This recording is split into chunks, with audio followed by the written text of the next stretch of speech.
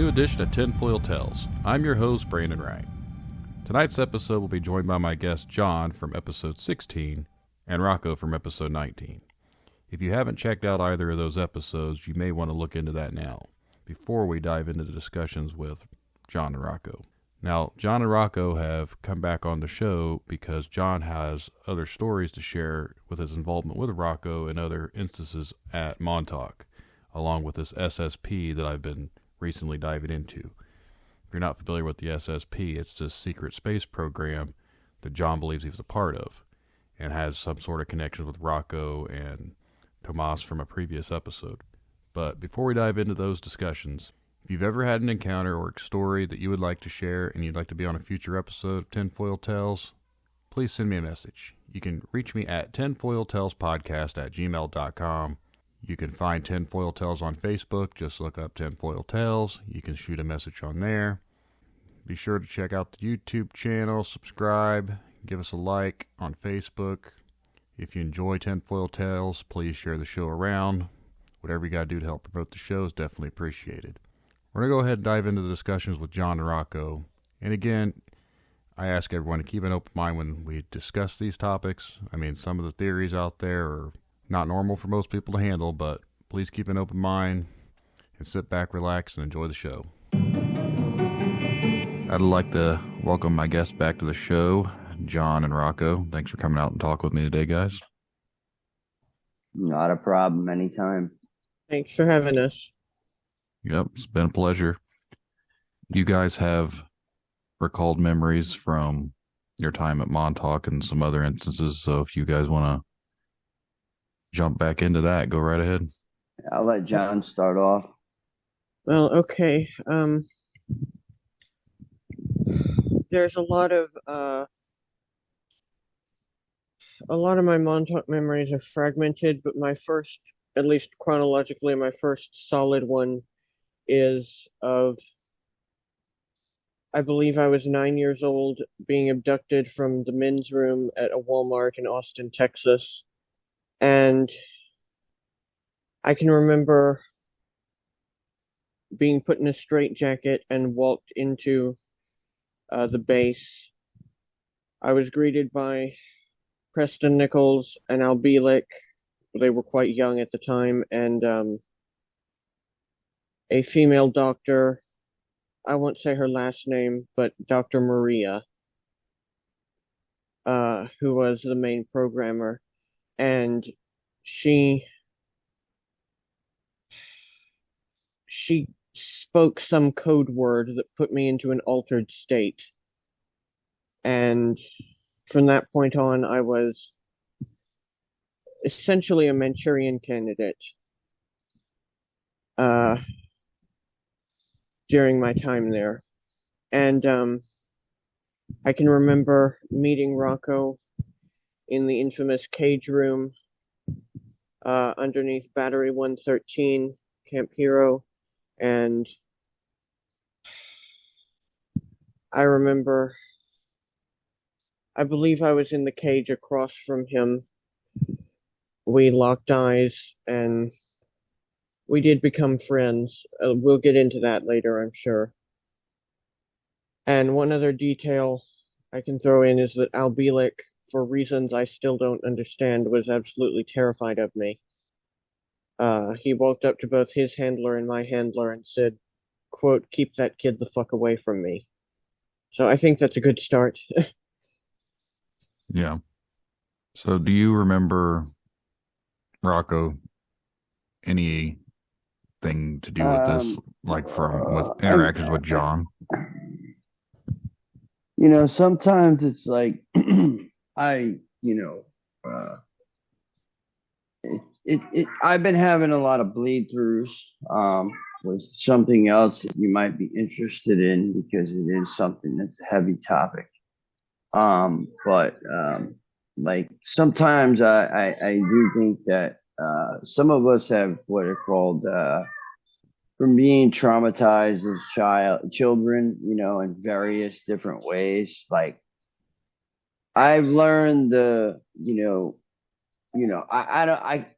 question, all forever, if somebody says they remember me, you know, I might I might have a memory, or it could even be, in another dimension or another realm or a dream or a past life or whatever it is. But I'll be honest. I have zero.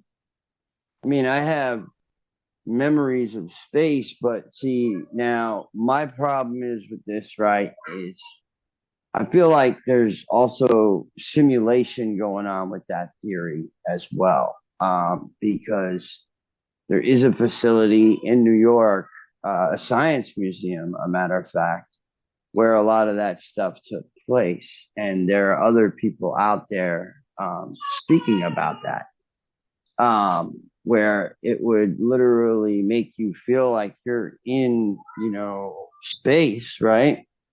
But you're really here grounded in the here and now, but you have these memories of being in space. And or some people have memories, or they have created those memories because of what the trauma actually has done, from other things. It could be as little as being raped in your group home as being a child. Some of these things I'm learning this like now. That's why I bring it up, because it's been like I've had quite a few bleed throughs of real life type things that have happened to me, that have been confirmed, that have been, I mean, it had to do with the foster care system, but it was, I call us the tax, or foster, foster, something foster. It's funny too. Foster credits. It's really not funny, but that's what we were, because the state was making money off of children. They still do. And, these parents are getting paid money. And I was involved in that, unfortunately. I was in a ring of abusive, over medicating facilities at that point. And it's starting to bleed through now. I don't know if it's because I always knew something was there. I always knew, but I didn't know it was that terrible. I did not have any clue until I started having the real serious bleed throughs of those situations. Okay, but Rocko, do you recall our interactions? Any of them at Montauk? I mean, I recall reactions at Montauk, but once again, if I say I remember something fully,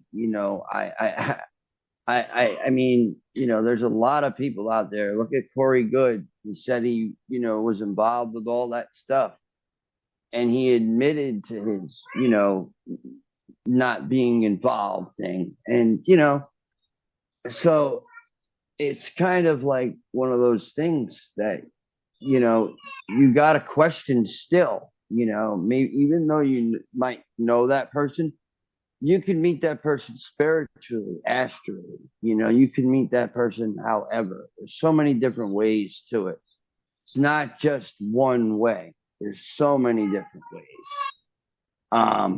And to be honest with you, the way my name has been thrown around, I really can't trust too many people in the SSP community.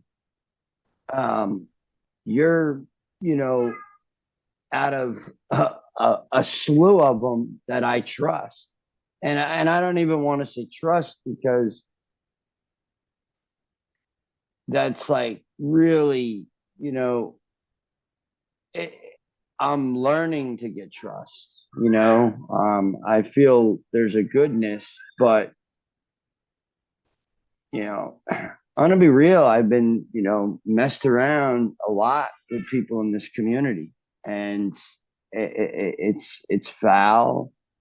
I don't think Brandon would like him and his kids on a T-shirt being sold all over the internet.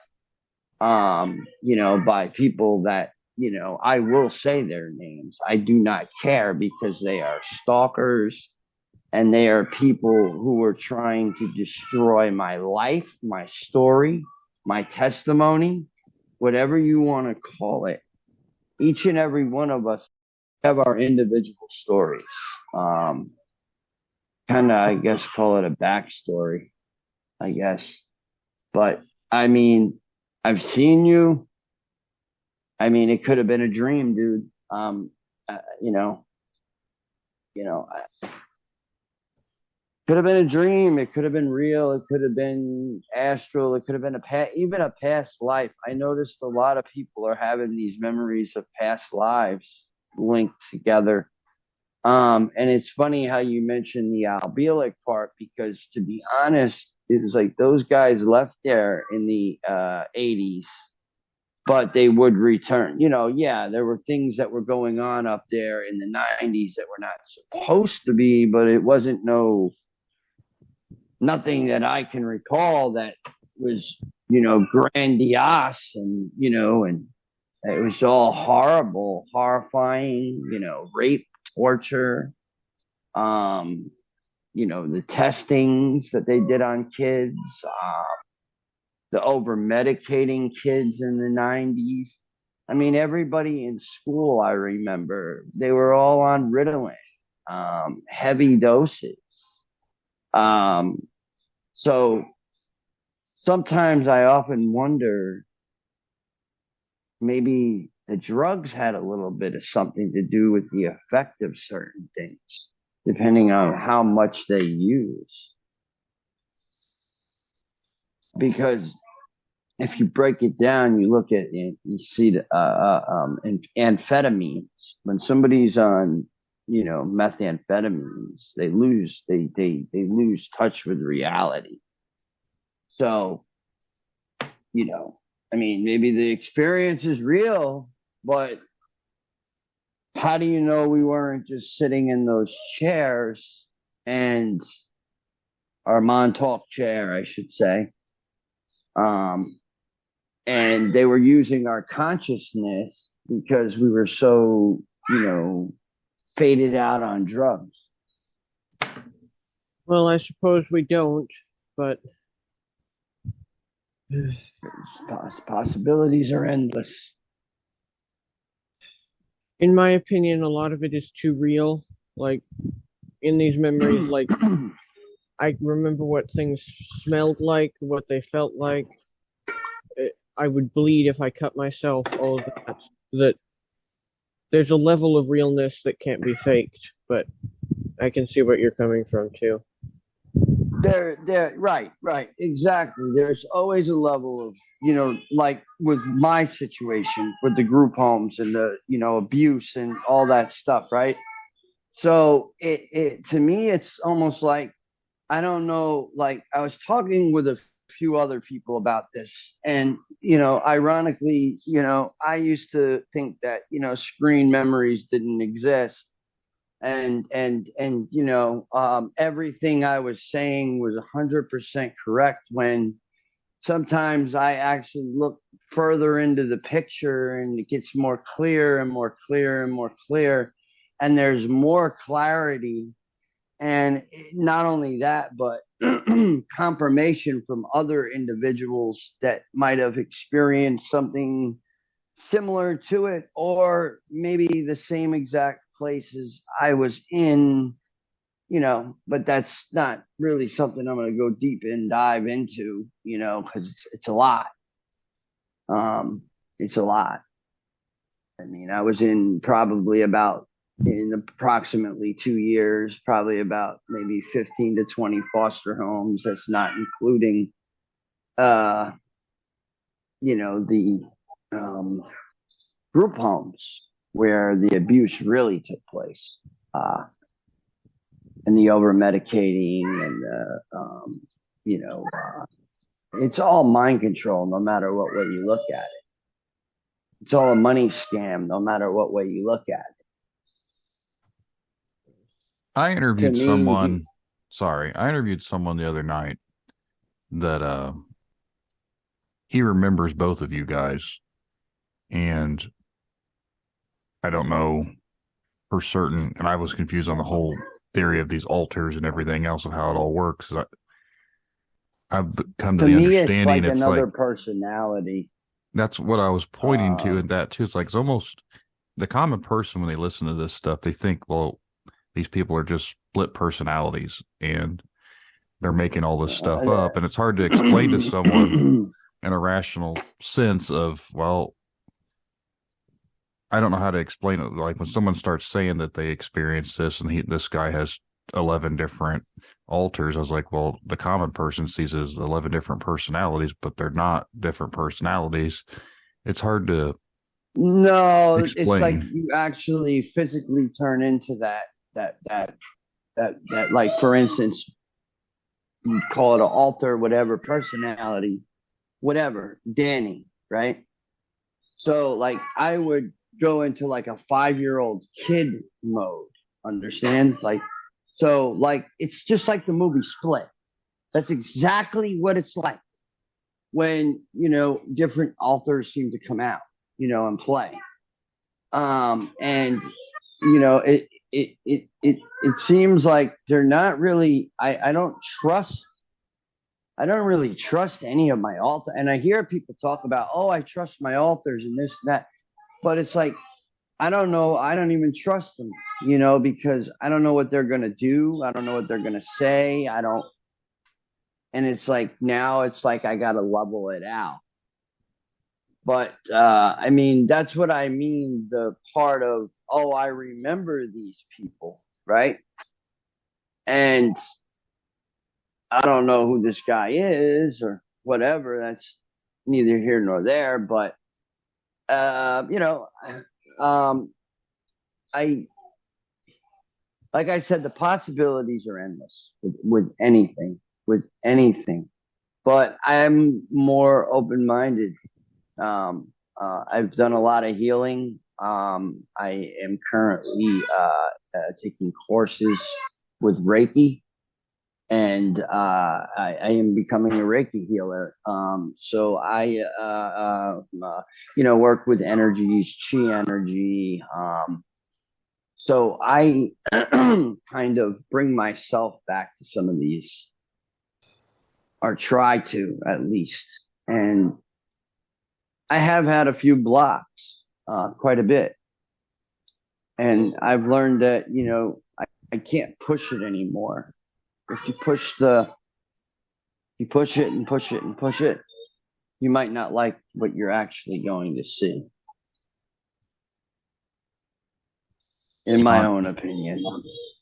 John, do you want to kind of go back on to the topic of what you do recall from Montauk?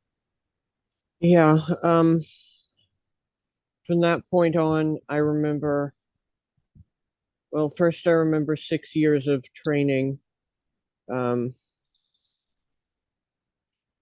And we were trained in everything paramilitary and espionage related, infiltration, martial arts, weapons of all types from all different time periods, languages. We were taught languages we might need to know. And from after that, I can recall operations. I had two particular assignments. I was constantly being sent to Egypt and China throughout history, from ancient past up to thousands of years in the future. I don't know why I got assigned those two places, but I was. And I also have memories from being taken to the jungle somewhere, I don't know where this was, being told to find a artifacts underground. If I did find something, then I got a steak dinner and a warm bed. If I didn't, then I slept outside in the mud. So they really incentivized you to do your job.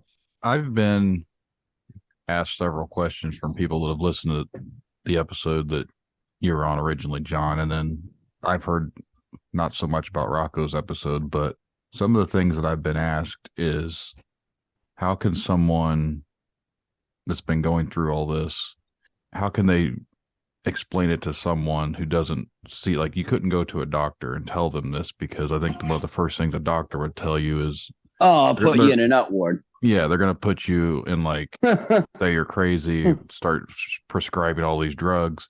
But a lot of people's criticisms are, I'm interviewing people with disabilities, like mental disabilities, and I'm taking advantage of that. I was like, that's not what I'm doing at all. So I don't know how, I can't defend myself when I'm being asked why I'm interviewing these people. So I don't know how to take stuff like that. You know what I mean? It's, like, people question me for doing it. It's like, I'm not trying to be out here spreading misinformation. I'm not here to say, I'm giving you guys a platform to tell your experiences. Like, I don't make any money from this. No, I don't. Well, I mean, there are people that do, then they get monetized, but that's just, I find that stuff, like, people that just really want to make money off the internet. Like, and it's funny how weird, how, like, some of the interesting stuff that's not being heard, right? Those types of people, some of them aren't even making correct amount, or are even making money. They're just doing like what you do. Great stuff. You're doing a good thing. You're giving a platform. But like I said, I have to remain somewhat on the skeptical side, just for my own sanity. And not only that, but what I've now awoken to with my childhood, and how maybe, the abuse could have caused some of, I'm not saying that I don't remember Montauk, right? But I don't remember Montauk as being, I'm sure you've heard people talk about how, like, it looked like a huge space station and all this stuff. And, I remember it being very dark. It was dark. It wasn't, to me, there was no, I don't remember being, now, then again, once again, I said the drugs. So sitting me in the chair, doing that could have caused me to trip out or whatever. Like I said, if they give you enough drugs, you can, hallucinate and think that you're actually in a place that maybe you're not. You're really just under a base, and they're using your mind. And, we needed to, I have to be my own skeptic. Now I'm learning that I have to be my own skeptic, especially how my name has been thrown around the community of being a fraud. And, some things I don't even want to talk about, because I'm afraid of, people, number one, I mean, I had a guy, come to an airport with, cameras wanting to interview me. And just because I didn't get an interview with him, or he couldn't find me, he said I was playing around, which I wasn't. I had to board the plane 30 minutes beforehand. And, I said that to him. I said, I have to get on the plane. The steward had just said, it's time to get on, either now or you're not leaving. You're not going to make it to New York. And I had to bury my grandfather, I think it was that day, or I had to go visit my grandmother, or can't remember what it was, but it was something along those lines. Yeah, it was my grandfather. He had passed. And, anyways, that is a video that's out there. I have people making t-shirts with me on them. I'm not trying to be something that I'm not. That's just that. What I remember is what I remember. I'll say it straight out. I don't remember those people. I don't remember them. The man was rude to me from day one.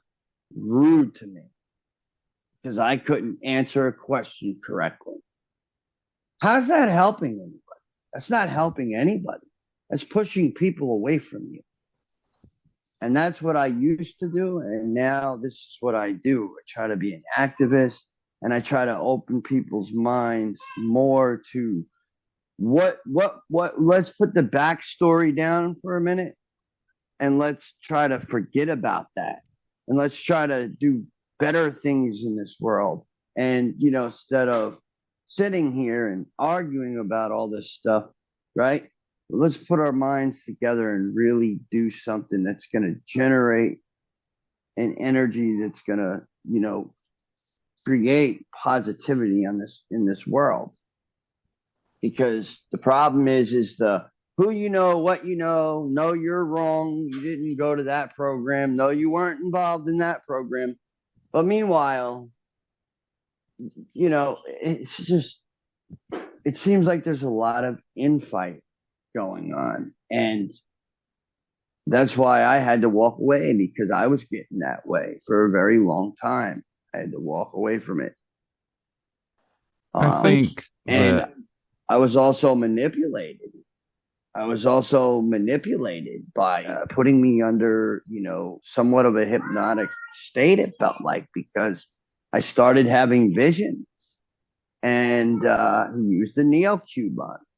And, and then went around after I totally flipped out. And I don't suggest, and I'm stating this to the, listeners, just to run and jump in a hypnosis chair. Get to know your hypnosis, counselor as well as you can before you even give them a chance, because, they could put stuff in your head. that's the point I was getting ready to bring up is I think your experiences and your memories and someone else's experiences and memories, even with John, he has different memories and recalls interaction with you, and you don't necessarily know that or remember that. And then this other guy I interviewed, he remembers both of you guys. Who is to say that each person's memories are going to be different because they're not being programmed to be different? If that's what they're really doing at Montauk or in all these other places, like, you're only getting bits of fragments here and there of memories. So stuff you recall might not necessarily line up with someone else, so they can't sit there and attack you for not having the same experiences, because at the end of the day, Correct. It's all mind control. Yeah. Right. And that's the problem. I spoke with, if you hear this, Jed, Turnbull, who worked alongside with, I can't remember the man's name now. He was a famous UFO guy. But he told me I had basically, what it seemed to me, or him, was that I had 9 years of childhood fragmented memories. Was it Whitley And Street? you know what the first question is, though? He asked me, and he said, "Now be honest with me." And I was quickly honest with him. He said, a lot of abductees, a lot of people that were involved in these, types of programs or whatever, are involved in any of this stuff, abuse-wise, sexual. And I said it. I said I was raped at 10 years old. He said, there you go. That's your answer right there. He says, that's where a lot of that stuff started too, where, I could have been, he said, you could be in your own head. He even said this to me. And I had to eat humble pie listening to this man, because obviously he knows a lot. Bud Hopkins, that's who he worked alongside. Bud Hopkins. What did you say, John? I didn't say anything. I thought you said a name. I wasn't sure. Oh, I asked if it was Whitley Strieber. But no, so Bud Hopkins, he passed away. Yeah. So, but the thing is like what you were talking about, fragmented memories. Yeah, that's that's the part where, like, yeah, we can't get mad at each other because we don't remember something. If somebody don't remember it, by, oh, well, yeah, and, sometimes I feel like people are trying to spice me up, are trying, it's almost like I feel like I'm being roped in, is what, with some people. I feel like they're trying to rope me in so they can take something and use it in the wrong manner, or, and that's why, yeah, but yeah, the memory thing, like you said, like, the MK Ultra is disgusting. It's, it's not, a lot of this has to do with ground, if you understand what I'm saying. The ground, meaning like here, grounding. Like a lot of it has to do with in this reality, a lot of this stuff. Currently, right now, meaning right here on the earth. One thing I can corroborate about Montauk is I agree it didn't look like anything special. The only thing that was really notable about it was the portal room. Other than that, you would not know you were in anything other than a typical military hospital complex. Yeah, it was disgusting. It was the memory I have of the place. It's like, that's why I'm coming out with that book or documentary, More to Life Than Montauk, because what I'm trying to do is I had an older gentleman who was involved with Montauk, like when Montauk was like the 80s, like, but he was a kid then in this, in this current moment, and he told me, he said, I wish I never would have even opened that can of worms, meaning it ruined his life more talking about a lot of his experiences than it helped. You get what I'm saying?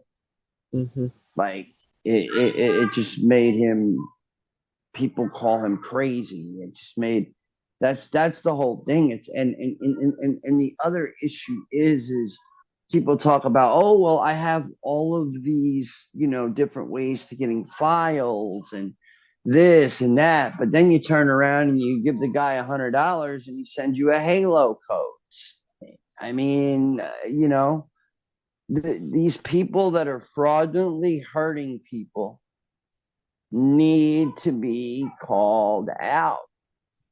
They because it's like it's drawing wedges in the community for people to even talk about their experience. I mean, I'm not going to sit there and lie. From the stories I've heard about, reading up on like this NIAC Summit School, and from the friend of mine that I have, she was, abused many different ways in that school. And I mean, you would think, oh, this place is beautiful. They're not going to give kids drugs. They're not going to, allow kids to live in the same dormitory or put them in the same room when they know they're arguing and one has a serious mental issue and the other one is, kind of a little slow, and he ends up getting thrown out the window. You know what I mean? Like that also is traumatizing. That's very traumatizing, especially if you're in another room and you hear this taking place. Not saying me, saying other people that witness stuff like that. That's also MK Ultra, I believe. I believe they want this world to be medicated. That's why I don't believe that everybody needs to be on medication. And I feel that that's the answer that a lot of people get. And like what Brandon said, if you go to a psychiatrist or a doctor or no, counselor and say this, yeah, you're going to be on Thorazine. One of the first things that they do, if you tell anyone about, they think you were either like government mind control or alien abduction, the first thing they put you down for, they write it down, is schizophrenia. There you go. I don't Yes. personally, I don't believe schizophrenia even exists. It's called having an open third eye. That's it. Like, I think a lot of I don't of that is man, what they use to an extent, though. Like the alters, the different personalities, everything else, and they claim all these things are happening. They write it off as schizophrenia because they're not seeing it, they're not experiencing it, so they're claiming that there's something wrong with all these people. But it's weird to me, if there's something wrong with all these people, why are they all experiencing similar things? Wouldn't they just make up something that's different? Like, why is everyone's minds programmed to have the same experiences? Yeah, that's exactly what I'm saying. Is I think on our first time we spoke, you said something about screen memories. And at that point in time, I wasn't even, there. I was still in the midst of thinking that everything that was being told to me was actually fully the truth. You understand? But now I realize that, there are some people in this community that are just looking to make a story out of somebody's pain, suffering, torture, trauma. You know what I mean? But then I'm not talking about like being sent to space and doing a mission. I'm talking about like something you'd see in Clockwork Orange going on still, electric shock still going on. These things need to be stopped. That's what needs to really be exposed, because our generation that's here now, I know for my kids, I don't want them to go through anything I went through. And I worry all the time that the foster care system is going to try to snatch them up, just like they snatched me up. They didn't even give my family time to come get me or anything, and my mom didn't even know. I worry that with you having family and kids and actually being on this and coming out with your stories and everything, someone can use that against you. So I do worry for that as well. Because they can take your stories. They can take your stories though and try and manipulate any type of thing they want and say, "Oh, look, this guy's batshit crazy. Look at all the stuff he's saying. His kids aren't safe," stuff like that. So I do feel for you on that one. Yeah, that's why I don't show my face, and why I Well, I mean, it doesn't matter if you show your face or not. No disrespect, because they can see right through that. Trust me. If they have all this technology, that they speak about, I do believe that they can see right through. So no matter what, when you come forward, you're not safe at all anymore. You're basically a target now, no matter what it is that you're trying to expose. I mean, there was a guy who was exposing the Nyack school incident, and it was going in front of a DA and everything. He was getting threats and all kinds of stuff. Like, I mean, so yeah, it's a painful situation, especially when you tell the story and then you find someone else telling it, but telling it in a different way, kind of. But using your words, kind of, as well. I think your stories have similarities with other people. But again, like I said earlier, everyone experiences their own things differently. So what you recall might not necessarily be what someone else recalls. It could not even just with that, like any type of events that goes on. You might remember something a very specific way. Doesn't mean someone else watches the same thing. They're going to remember it a different way. So I think everyone has differences. And that's why I don't understand why people are so quick to judge and attack others for having a different experience, a different view of something. But that's just how we're programmed these days too, is to consistently attack one another because they don't want everyone to get along. Infighting. It's easier to discredit people when they're all fighting amongst each other. You don't want anyone to be unified because that goes against everything else. Once we realize we outnumber all of them, then what are they going to do? Exactly.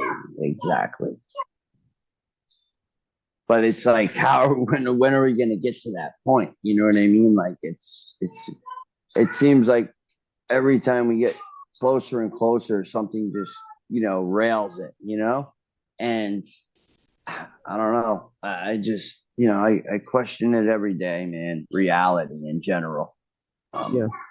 John, do you have anything you want to talk about as far as like interactions that you had that you recall?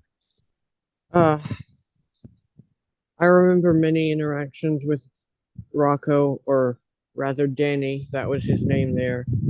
And I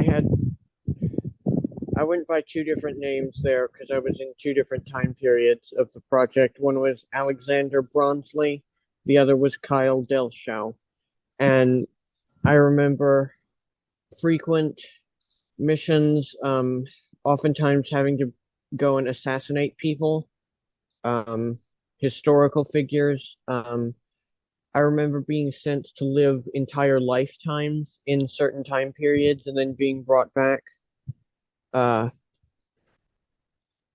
to think of anything with Rocco specifically.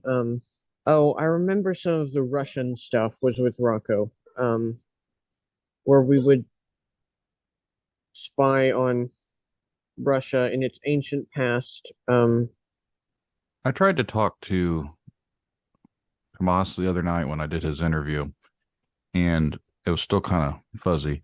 How did you guys know each other alters, but know them from this? Like, how do you guys make that connection? Because they didn't all look the same. He showed me like the pictures that he drew, and he showed me what you looked like to him in there, and like what Rocco was. Like, you all had these different appearances, different names. How do you guys make that connection from there to this life? Who is this now? I don't remember this person. Tomas. Tomas. Yeah. Okay. Yeah.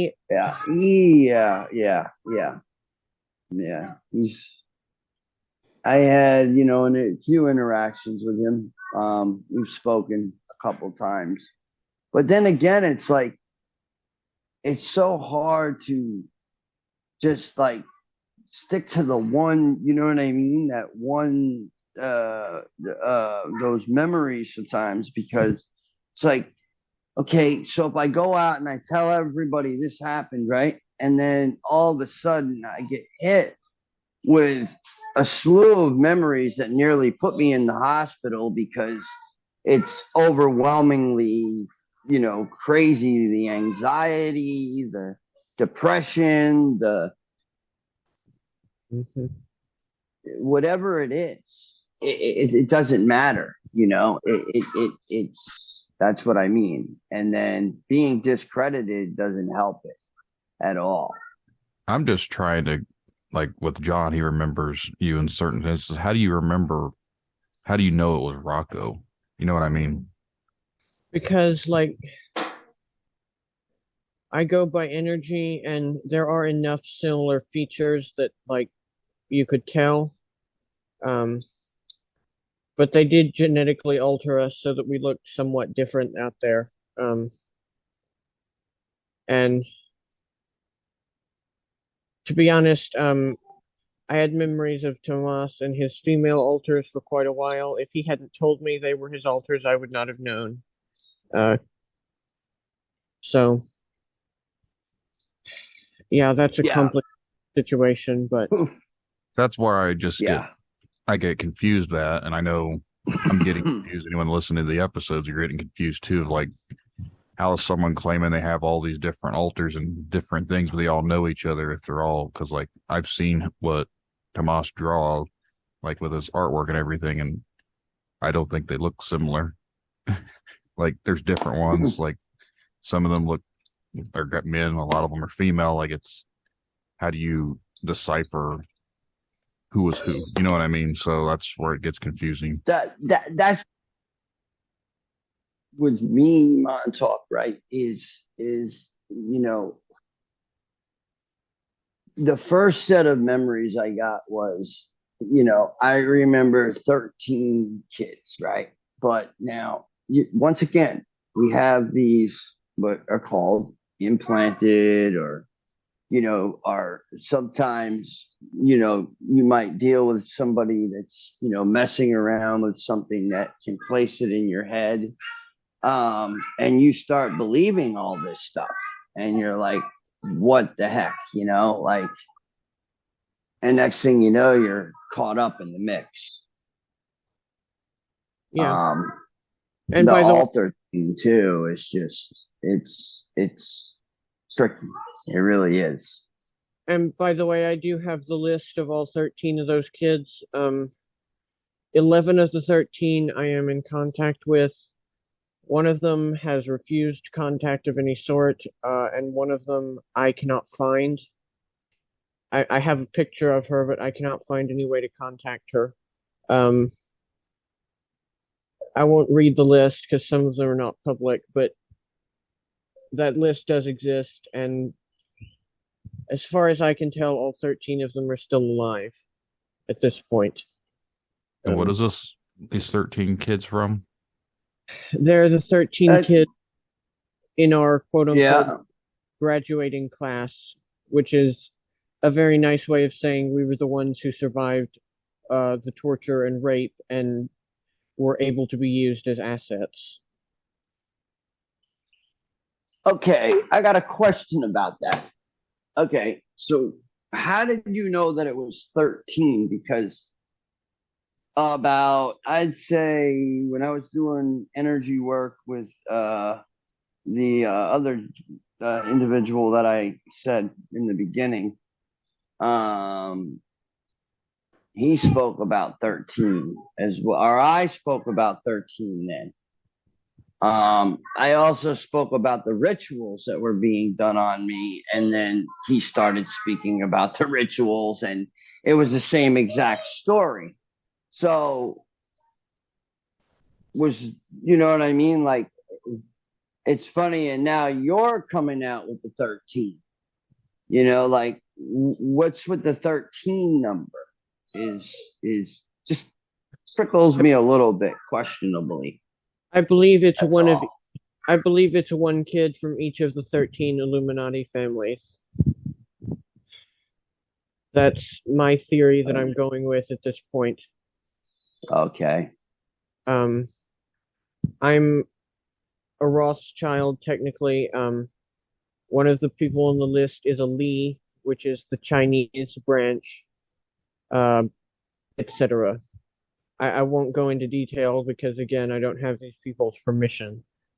And they don't deserve to be outed publicly without permission. But that's the theory I'm working with at this point.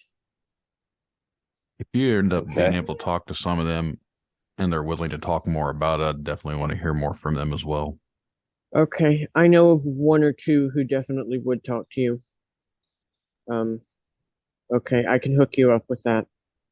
Yeah, the more information I can get and the more people that can help collaborate might help bring more attention out there, but at the same time, to be 100% honest, I don't want the attention at myself. So it's kind of a double-edged sword. So yeah. That's my biggest fear is I don't want to attract unnecessary attention to my own self because I don't experience this stuff. I'm just here sharing the stories, but it doesn't mean they're not going to come after the person that's allowing that platform to be. Yeah, so. Correct. There was one point where I had a bit of a wake-up call recently where I talked in depth about one of my children in the programs, and that night everyone I told about it was abducted and interrogated, so that's a subject I can't touch. But yeah, so you're right to be concerned. Like I've literally been contemplating not even doing this anymore. What you're saying, you don't want cars in front of your house. You don't want to be bothered when you go to the store. Yeah, I get it. Trust me. Yeah, exactly. I just don't want anything like anyone coming after my family, around my family, anything like that. No, absolutely. I agree with that. Yeah, and I respect that. No, you're a good guy. You don't deserve that.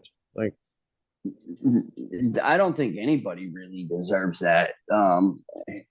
some people take it on themselves and then they realize later on, oh no, I got to quit now, because I'm getting attacked or I'm dealing with, people I shouldn't be, or, I mean, they can do anything. That's the part that just speaking out about little things, just me speaking out about little things, or you speaking out, whoever, it could cause the other person, the host, problems, not us. Yeah, But, that's why sometimes us. that's why I went public in the first place, though, because like all of that was already happening to me anyway, and I was like, okay, this isn't going to stop. I want people to know, essentially. I think people have the right I, to know what's going on, but at the same time, looking at it, I try to remain skeptical on everything. mm-hmm. But looking at it as someone from a skeptic side, they're going to be like, well, like I said earlier, these people are just going to write you off as crazy, schizophrenia. So anything they can, because it's not a rational thing for most people. Like someone doesn't experience it, they don't understand it. I haven't experienced it, so I can't sit there and say I know what you guys are going through because I've never experienced it. Well, I can tell you for 100% fact, I was abused in the foster care system of Missouri. I was abused physically, psychologically, drugged. That is a fact. That is a real reality. My mother could get on this show with me right now and talk to you about that. That is a real reality. Also, being in different foster homes and how she would try to call and, it's not just that, it's like they do other things too that need to be heard as well, because there's suffering children out there that are, don't know how to cry for help because they're afraid. I mean, I'll tell you from experience, I played the tough role with the parents and stuff, but when I got around any kind of authority figure trying to say, hey, listen, this is happening, do something about it, or I never had it in me to do it. It was almost like a program in itself. Yeah. Well, I have a friend who was also in these projects who just recently had a beautiful baby girl, and like I want her daughter to be able to grow up in a world where the shit that they did to us doesn't exist anymore. Like that's You want better for others' children, your children, our children, more than what happened with you guys. Yes. Exactly. And that's how I am with. I've literally contemplated stopping doing this because ever since I started doing this, and this is off topic, on topic, but my daughter has started having night terrors. And it was literally after someone warned me that if I start looking into things, I need to be aware of what starts looking back. And then within a day or two, she started having trouble sleeping at night. She wouldn't stay in her room anymore. She's gotten better now in the last few weeks. But every once in a while, like, it's hard for her to sleep at night. She's been having like cries in the middle of the night. I go in there, she's just crying, and she's still asleep, but she's crying in her sleep. That's not good, man. Yeah. So me being weirded out being a father, and someone sends me a warning about that shit, and then this stuff happens like right after. It's like, do you make that connection? Yeah. Exactly. My daughter's 3 years old, and that's how old mine is. Yeah. Same thing. But she points up now, mind you. It's similar to when I grew up, at 3 years old, when I spoke about that ET contact that I had, that I still question everything that happened to me. I question it every day, I question it every day. Even if it feels like it's real, I still sit there and say, am I, being implanted, or am I being told to say this? Because, and I got to be careful because I don't want to say something that is going to contradict myself, in any kind of way. You have to be mindful of what you're saying because you don't know who's going to use it against you, basically.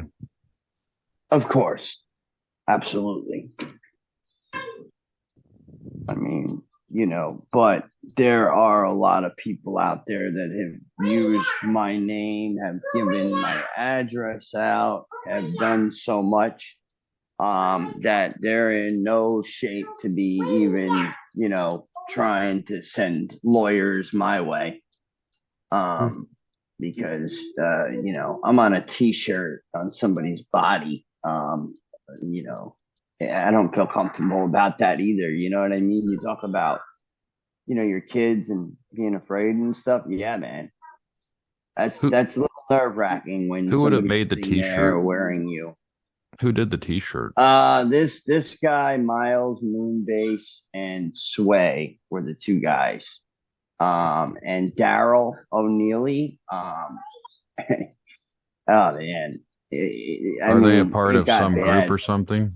Like how are they connected with this? Penny Bradley told everybody that I threatened, people's lives, and James Ring sent her the picture, and the picture was from 2014. Or it might have been an older picture, but it wasn't even, it was a joke to a friend. And people said, Penny clearly said I had my kids taken away and I had no custody of my kids. The judge took custody of my kids and I was abusive to my kids. Mind you, I was watching my children. I guess I don't know who these people are. It's why I'm confused. Like, I don't know. I can't pronounce it.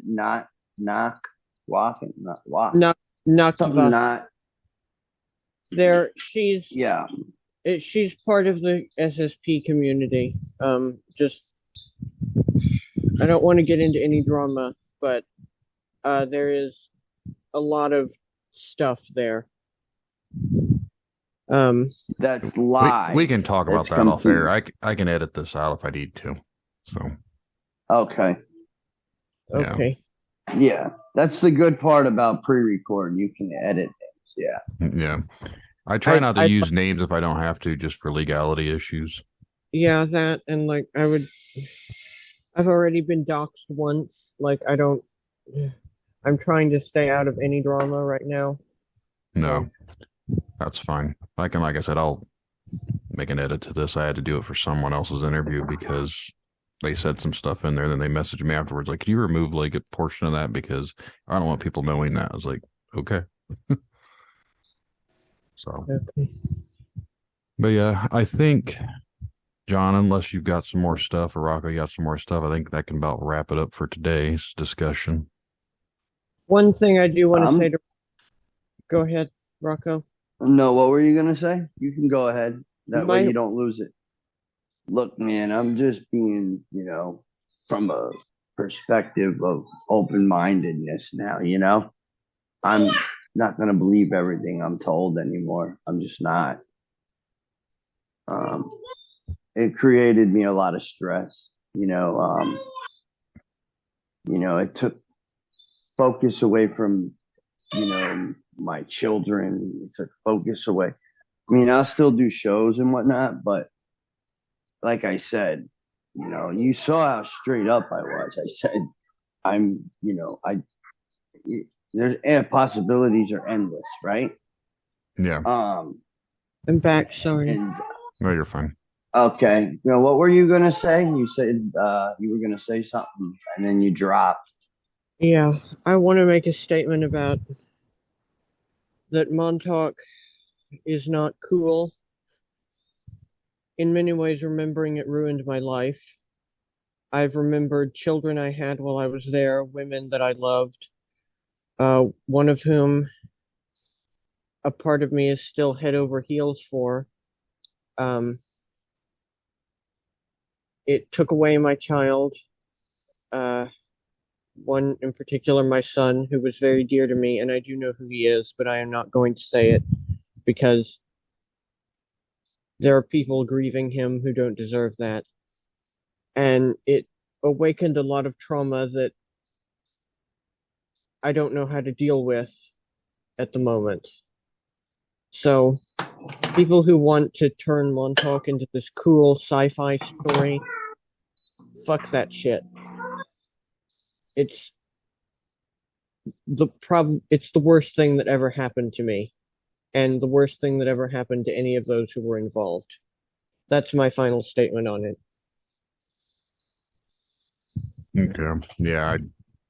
Again, coming from someone that has an experience, all I can say is I feel for you guys, and I can't relate to it because I know, but, well, we appreciate people like you who are outside of it, but who listen, because that's a big part of the problem. no one wants to listen. Mm-hmm. Yeah, but then again, it's like if you tell somebody, like the story like I did about foster care, they're like, that's not trauma related. Yeah, it really is. You know what I mean? Like, yeah, it really is. Being locked in your room for a certain amount of time. I'm not going to say the number, I'm not going to say any names, but not being allowed out of your room, being told you're going to burn eternally, very rude, physical, all kinds of stuff, man.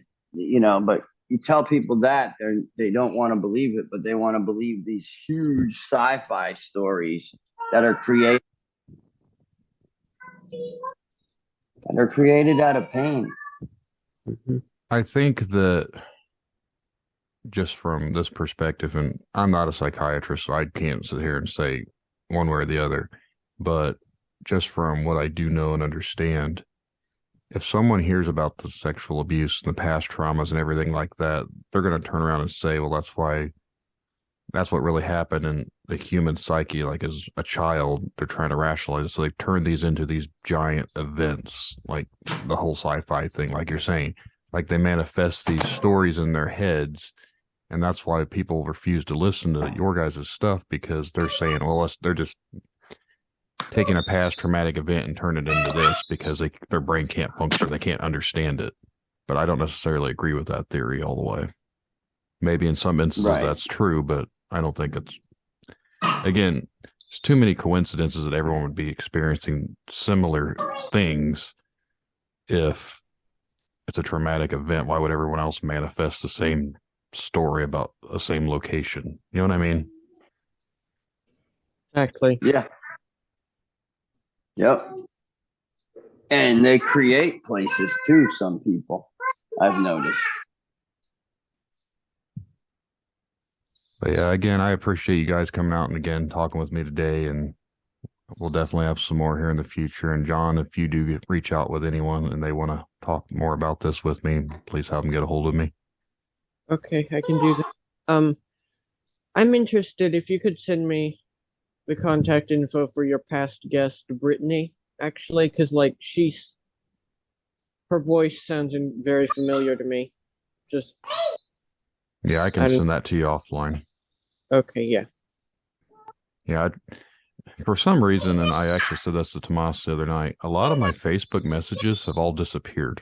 And I didn't go through and delete them, but stuff that I've talked to with people, I can't find, like her messages are gone. So I have to try and figure out who she was. Like there's other people that I've interviewed or people that I was setting up for interviews, all their messages disappeared. So it's kind of got me wondering, it's like, what happened to my messages? Because I don't delete my messages. And now it went from like messages that I was having from this fall. Now it goes back to like 2 or 3 years ago.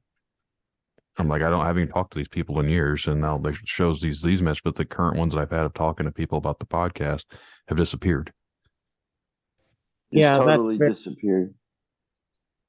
So it's strange to me. I don't know. Like I said, maybe they're already creeping on my stuff because I've drawn too much, a little bit of attention for the couple hundred people that listen to this podcast a week. So, but no, I can I'll search through there because I'm pretty sure her messages are the ones that are not in there, but I should be able to type in a name and bring it up. Okay. But yeah, I can get you that. So, Okay. but yeah, again, guys, I appreciate it, and we'll do this again sometime Anytime. soon. Yeah, thanks for having us. Yep, not a problem. Thanks, guys. All right. Have a good one. Yep, see you. Bye. That's the show, everyone. Again, I'd like to thank John and Rocko for coming back on and talking with me a little bit more. These topics, I think, definitely need to be shared around. Need to get some good discussions going on, help bring some light to some of these issues that's been going on that I think has been kept from everybody. So I definitely appreciate those two for coming back out and talking with me.